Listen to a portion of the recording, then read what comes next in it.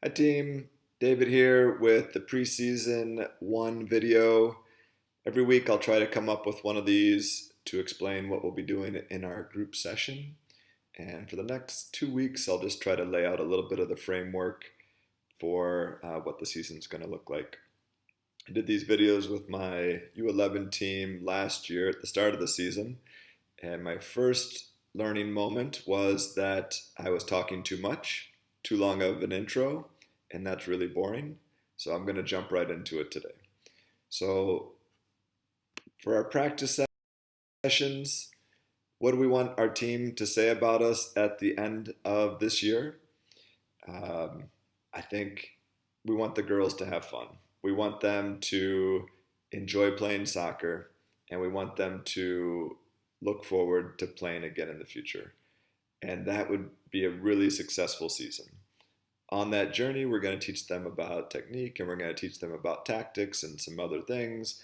But the heart of what we're doing is trying to fuel a love of the game, convey our passion for this sport, and again, hopefully encourage some future success for these players. Some rules specific to the league that we will be playing and that you may or may not be familiar with. There is no punting, there are no headers, offsides only after the build out line, and I think I can use a little cursor here. So this is the build out line, and again, if you're not familiar with the offsides rule, make sure you look that up. But essentially, the build out line is going to be used for when the goalie has the ball. The goalie has the ball in their hands.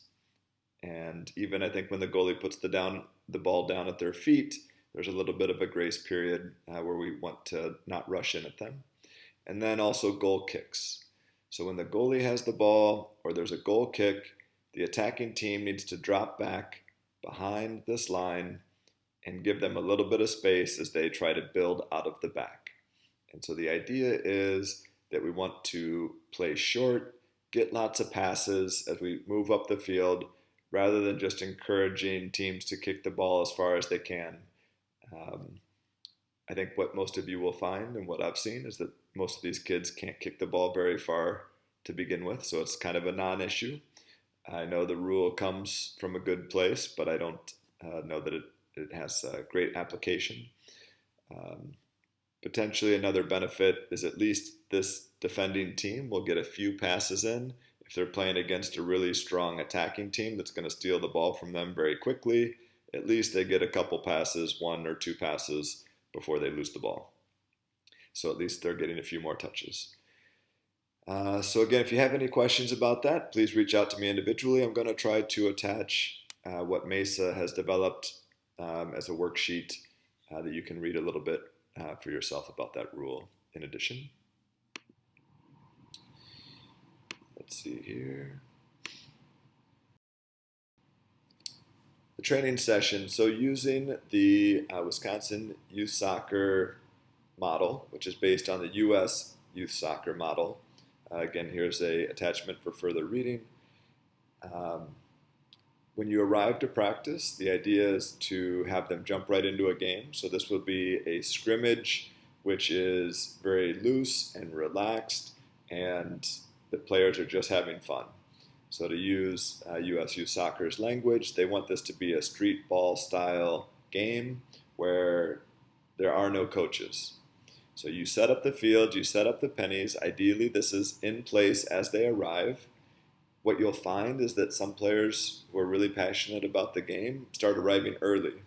So frequently for my team last year, at the start of practice, the start of the scheduled practice, we would have almost the entire team there and playing a scrimmage. So at 5:30, we already had two games going on with people in pennies playing soccer. Because many players were arriving early because this is a favorite part of their practice. And again, try to give them space. Try not to say too much, maybe a few encouraging words, maybe some playful teasing. Have fun with them, enjoy that time, but really let them just be kids who are playing soccer with their friends. Then you get into your practice portion of the session, looking at an individual skill, dribbling, passing, shooting, air control, defense. And then you're going to have another further evolution, which will be either a small group or a large group activity based on the same topic. And then you'll close practice again with another scrimmage. And during this scrimmage, you reinforce the subject that you were focused on throughout the session. And this is really hard to do, and I elaborate a little bit more on this later. It's really hard to stay focused on one topic through the entire practice when these players have opportunities in every single aspect of the game. So really try to restrain yourself, stay focused. If it's dribbling, you're talking about dribbling. In the final scrimmage, you're reinforcing great dribbling. Maybe you're going to have one or two freeze moments where you could talk about an opportunity to dribble. Try not to stop play too much. Again, once or twice during that final scrimmage. And again, for the most part, you're just praising, reinforcing the message throughout the day. Technique versus tactics. With the younger ages in particular, you want 80% or so of the attention to be given to technique and maybe 20% to tactics. They really need to work on these individual skills, and that's what's going to separate players throughout the rest of their life. I included a quote from Christian Pulisic that I heard recently when they were talking about the U.S. men's coach and who it was going to be. He essentially said that it was a non-issue. He said that we are so good, it doesn't really matter who our coach is. And what he means by that is that their technique is really good. They're really athletic. They understand a wide variety of tactics and will be successful in a wide variety of systems. So it doesn't matter that much what the coach is choosing tactically because they've really worked hard to put themselves in a position to be successful almost irregardless of the tactics. And I think there's a lot of truth in that. So don't think that through your soccer IQ, you will be able to present a system that makes your team successful. What you'll be able to do is really help your players develop individual skills that will make them more successful than they were last season and to help them build on success for the next season. And if we can keep doing that every year for the rest of their soccer career, they're going to have great success. Possible formations. Don't want to get off into the weeds on this too much. It's pretty straightforward. 6 players on the field plus a goalie. 2 different setups of a 3v3 formation. So I've previously used the one on the right, I feel like to greater success. I refer to this as a little triangle and a big triangle. I call the players in the back defenders. I call the players in the front forwards. And then I will give number 2 a specific title of stopper. And I will give 8 center forward, and then 6 and 3 left and right forward. So again, just an idea. To me, that helps reinforce the idea of keeping the defenders central. In the setup on the left, the outside defenders are frequently not involved in the play as they're too wide, and as the other team attacks down the middle, then they're caught in a position where they're not supporting the team necessarily. Maybe they're still covering one of the other team's players, but they're not in the correct position to help defend where the ball is.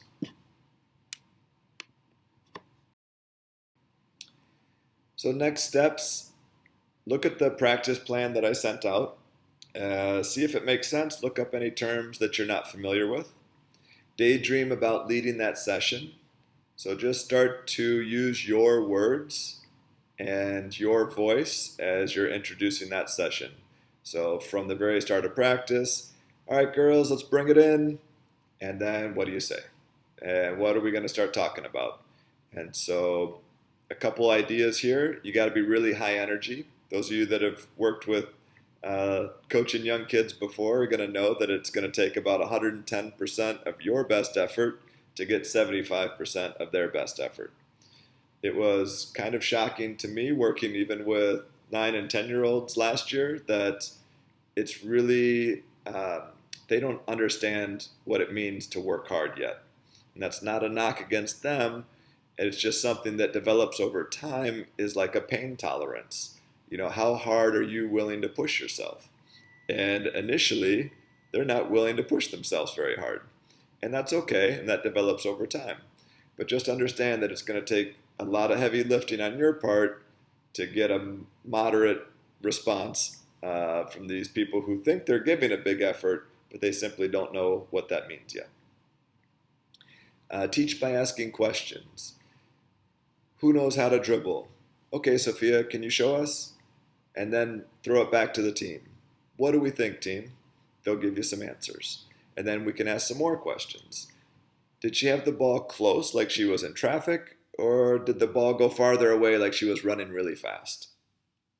And then keep going. Why do we need to keep the ball close when we're in traffic? And keep letting the team give you the answers.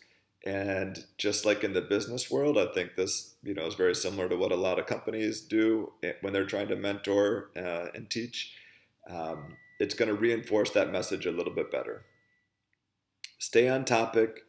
All of these players need to improve everything, but it's going to be much more successful if you reinforce one message many times rather than lots of messages just a few times.